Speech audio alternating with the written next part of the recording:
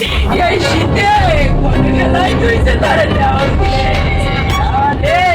মনিরামপুরে দুর্বৃত্তদের গুলিতে নিহত রানা প্রতাপ বৈরাগীর মৃত্যুর ঘটনায় মনিরামপুর থানায় অজ্ঞাত আসামিদের বিরুদ্ধে হত্যা মামলা দায়ের করেছেন তার পিতা তুষার বৈরাগী।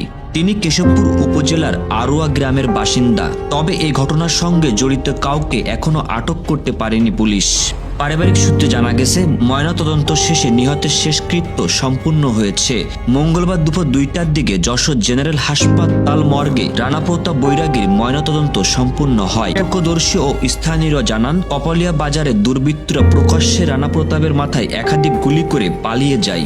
ঘটনাস্থলে 7টি গুলির খোসা পড়ে থাকতে দেখা গেছে।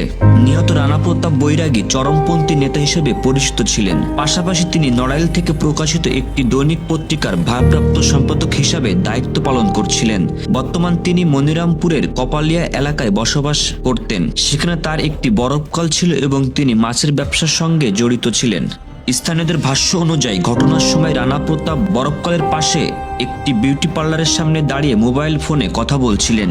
এ সময় একটি মোটরসাইকেলে করে 3 যুবক এসে তাকে লক্ষ্য করে গুলি চালিয়ে দ্রুত পালিয়ে যায়। গুলিবিদ্ধ হয়ে ঘটনাস্থলে তার মৃত্যু হয়। খবর পেয়ে মনিরামপুর থানা পুলিশ ঘটনাস্থলে পৌঁছে মরদেহ উদ্ধার করে এবং আইনগত প্রক্রিয়া সম্পন্ন করে।